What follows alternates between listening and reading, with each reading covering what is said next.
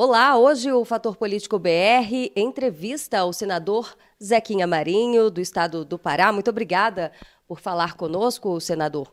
E a gente já começa essa entrevista querendo saber mais informações sobre esta audiência onde o presidente do BNDES esteve aqui no Senado, na Comissão de Meio Ambiente, e o senhor expôs, um dos principais gargalos do desenvolvimento rural, que seria a questão da regularização fundiária. O senhor pode trazer mais detalhes sobre isso? Com certeza. Primeiro, agradecer a tua vinda aqui com a gente. Nós estamos sempre abertos para uma boa conversa, um bom diálogo e informando a sociedade. O presidente do BNDES esteve aqui no Senado Federal ontem para tratar numa audiência pública na CMA sobre a Coalizão Verde, que é um grupo de bancos que se formaram para financiar o desenvolvimento sustentável da região amazônica. Então, BNDES, BID, mais 17 instituições outras de outros países e aqui também do Brasil. Então, é muita gente de dinheiro querendo fazer alguma coisa. E na hora que eu peguei a palavra, eu pedi permissão para ele para sugerir alguma coisa, que eu sou bancário também, entendo um pouco desse negócio. O banco que vai aplicar o dinheiro, né, que o BNDES ele não opera direto, em raras exceções, em grandes projetos. Mas, no caso de projetos pequenos, agricultura familiar e outros mais, ele usa os seus agentes, Banco da Amazônia, Banco do Brasil, Caixa Econômica, Banco do Estado do Pará e os outros bancos dos outros estados da região lá. Esses bancos, nenhum banco empresta dinheiro para investimento se não tiver garantia real. O que é a garantia real que um produtor rural pode dar? A escritura da sua terra, o documento da sua terra.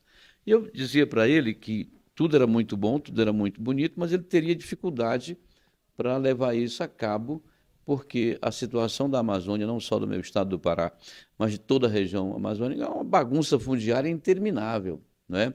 Os governos foram muito relapsos, falando um português mais claro, muito irresponsáveis com isso. Né? Não se faz desenvolvimento nenhuma se você, primeiro, não organizar as coisas. Né? O dono da terra a terra tem que ter dono, digo melhor. Tem que ter CPF ou CNPJ. Até para o problema ambiental, é ruim ficar sem dar documento. E não é dado, todo mundo compra. O governo não cobra dos pequenininhos, que fica mais barato dispensar. Né? Dá menos trabalho, fica com a terra aí. Né? Pequenos módulos. E eu sugeria para ele, o BNDES tem aí, digamos assim, nas mãos, o Fundo Amazônia, né? O Fundo Amazônia que não se dá para investimento, mas se dá para custeio. Pronto. Pega o Fundo Amazônia, pega mais algum dinheiro do próprio recurso do BNDES, dos outros bancos, de quem quiser patrocinar, do BID, e apoia financeiramente, por exemplo, 2 programas de regularização fundiária dos governos estaduais, né? E do governo federal pelo INCRA, né? Porque o governo federal na Amazônia tem... deixa eu ver se eu me lembro aqui, 70 milhões de hectares, né, do INCRA, em praticamente 2.280 projetos de assentamento, com 448 mil famílias. Então, um negócio tanto gigantesco. Né? E o governo do Estado faz pouco, o INCRA faz menos ainda, né? E esse povo fica engessado, não sai do lugar, desiste da propriedade porque não financia, para fazer um projetinho que melhore a vida, o desenvolvimento dele ali. Aí ele acha a primeira oportunidade, ele vende, vai embora, desiste do sonho. Vai ficando aqueles que têm mais raiz, têm mais identidade com a produção rural. Então, para que o recurso chegue, faça o efeito que o banco quer, que o governo quer, que todo mundo espera, é necessário fazer, ou pelo menos apoiar um programa de regularização fundiária, né, tanto pelos governos estaduais quanto pelo governo federal. É importante. Ou faz isso, ou não adianta disponibilizar recursos, porque os bancos que aplicam lá na ponta não vão aplicar. E o que o presidente do BNDES te deu como resposta? Gostou da ideia, né? Gostou da ideia e vai conversar com os governos estaduais e aqui com o governo federal via INCRA. Porque ou ele faz isso, a consciência dele, né, digamos assim, caiu ali a chave, né, e deu para entender que ou faz certo ou não avança no programa. Pois é. E o senhor comentou também que, do ponto de vista ambiental, isso poderia, né, trazer recursos para a agricultura familiar da região e contribuir diretamente também, diminuindo o número de queimadas, né? Porque com recursos aí não tem a necessidade de recorrer às queimadas. Verdade. Pô, veja só, nosso modelo de produção na Amazônia ainda é muito arcaico, com raras exceções. Tem alguns pequenos municípios que aqui e acolá tem alguma coisinha um pouco melhor. Ainda se trabalha usando enxada, usando machado, usando ferramentas rudimentares, lá no começo da coisa, né? Hoje não se usa mais nada disso. Quando eu uso machado, enxada e tal, eu preciso do fogo para fazer a limpeza, né?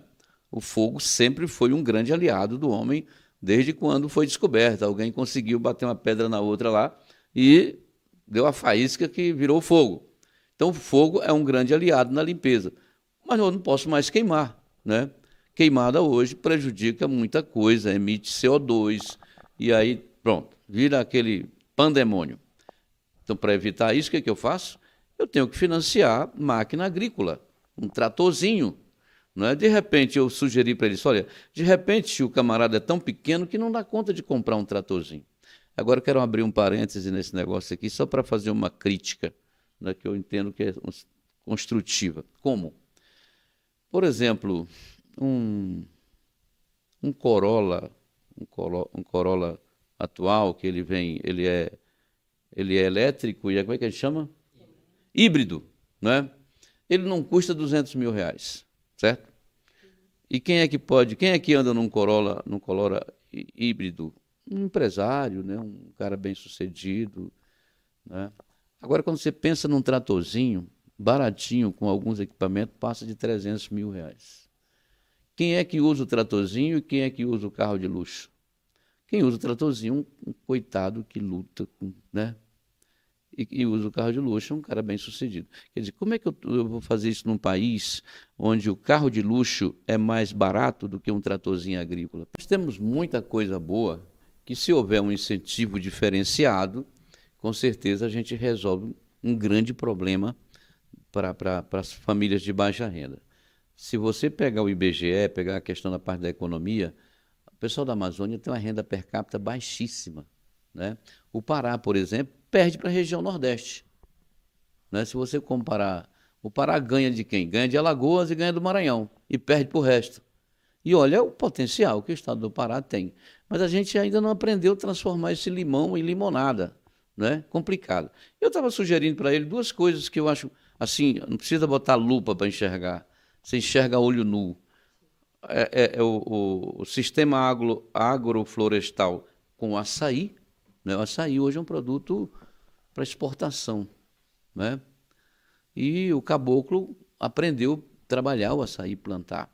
Tinha financiamento para fazer açaí irrigado, porque açaí de várzea, nem sempre o pessoal tem várzea, a terra é enxuta, né? Então, financia o açaí irrigado.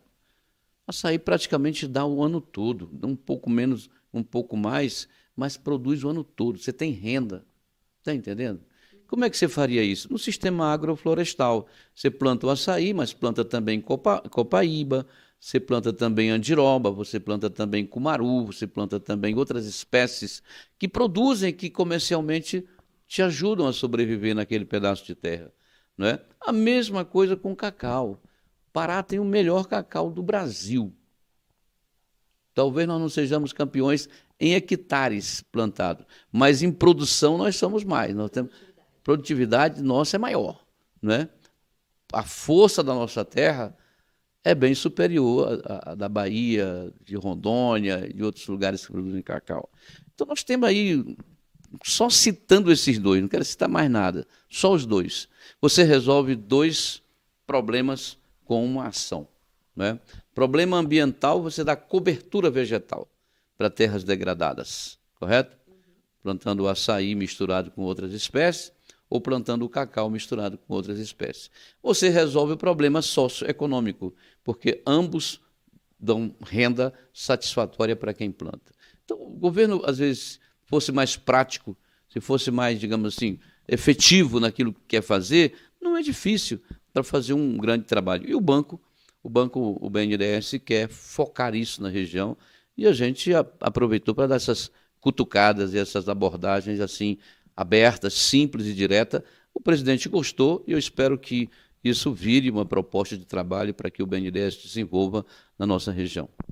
Muito bem. E em relação à construção da Ferrogrão, hein, senadora? A ferrovia que vai ligar a cidade de Sinop, em Mato Grosso, ao porto de Miritituba, em Itaituba, no Pará. O que falta para esse importante projeto sair do papel?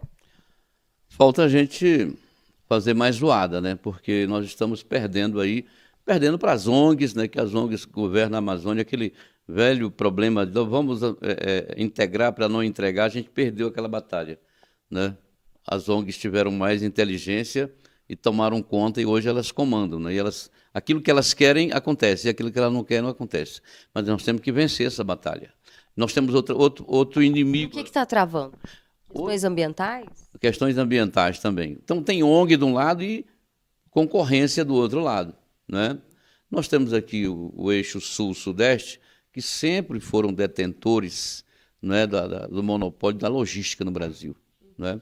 Então, quando eu desvio isso por lá, eu estou concorrendo firmemente com o outro eixo aqui. E a gente não tem dúvida, e nossos meios de comunicação lá do Pará publicaram recentemente, o Jornal Liberal, né, afirmando com todas as letras que há lobby contrário a Ferrogrão. Mas, graças a Deus, a gente de tanto se bater, o ministro suspendeu aquilo que ele tinha mandado parar, né? Quer dizer, nós temos um bom tempo aí para a gente poder avançar. Eu vou fazer uma audiência pública em Novo Progresso, vou levar gente de tudo quanto é lado interessado na questão logística, porque não tem um único ponto, sabe? Pois não, esse ponto aqui é negativo. Não existe. Vamos para o lado econômico, né? O modal ferroviário dá um show de economia em cima do modal rodoviário.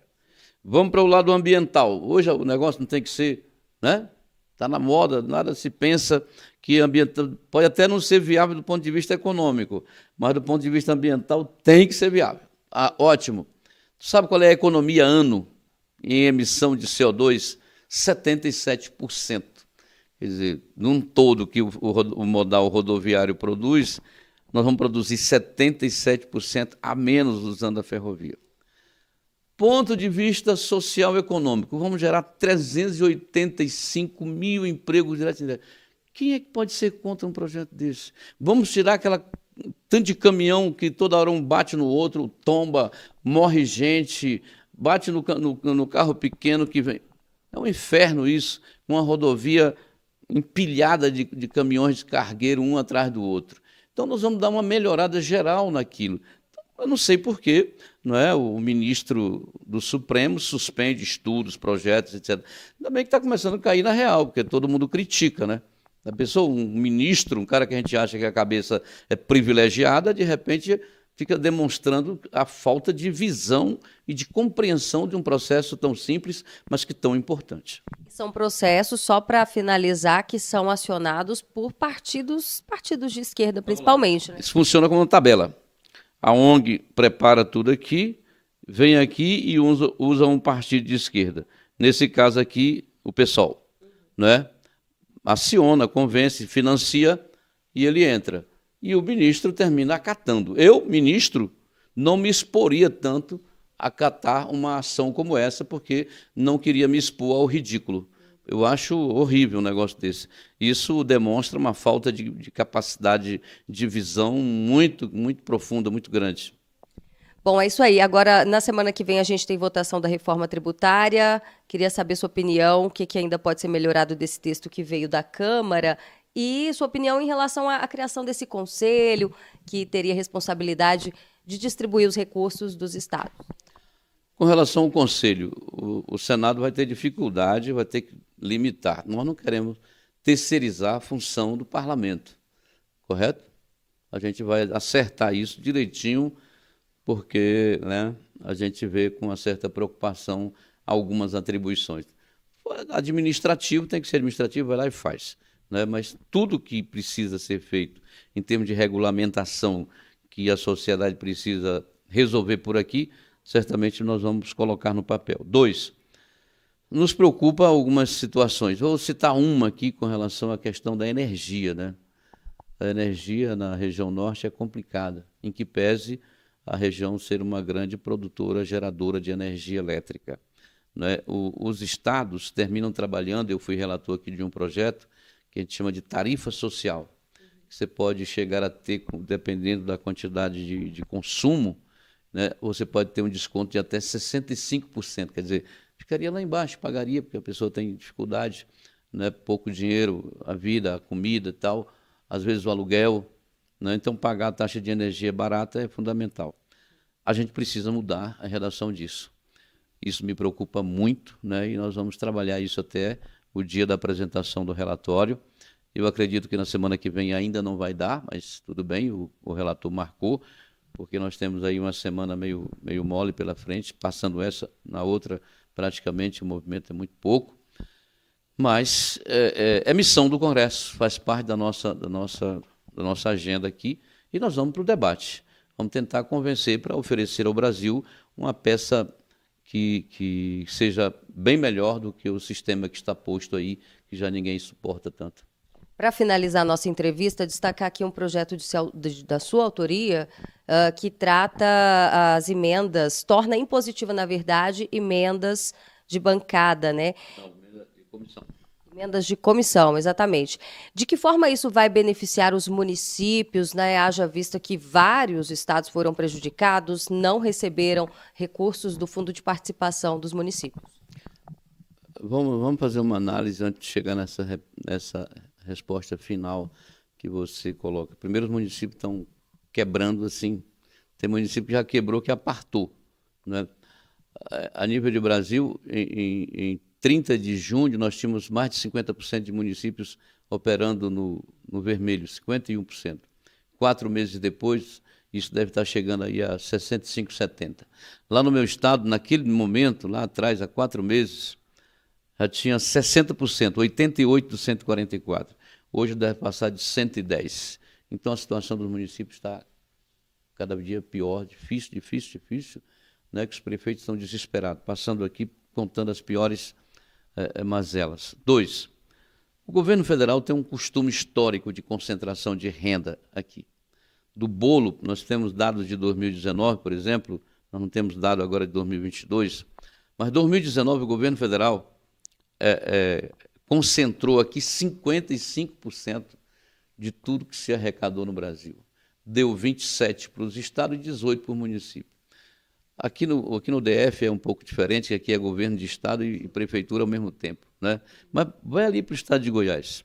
Onde é que a pessoa mora? A pessoa mora num município, numa cidadezinha ou numa cidade grande, mas é no município. É ali que é o endereço dela, na rua tal, número tal, é ali que ela demanda serviços. É ali que ela é atendida ou não é atendida. É ali que tem ou não tem condições de atender alguém, né? Por que esse é o que menos recebe? Para aí, tem alguma coisa errada nesse negócio. Se tu voltares a 2002, era 39%, hoje é 55%.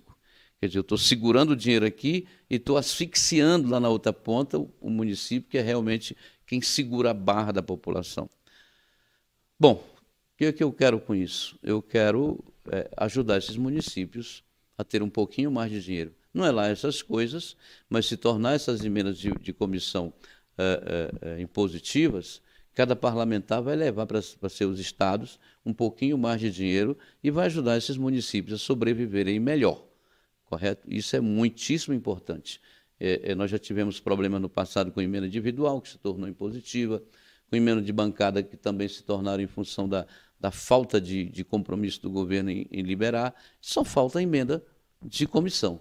E eu espero que a gente faça isso. Estão botando dificuldade? Então, faz parte do jogo aqui dentro. Até audiência pública, vamos lá explicar e convencer. Vai ter na CAI, vai ter na CCJ, pode ter na Lua também, eu vou lá fazer a defesa, porque eu acho que é justo, não é? Não dá para a gente viver dessa forma.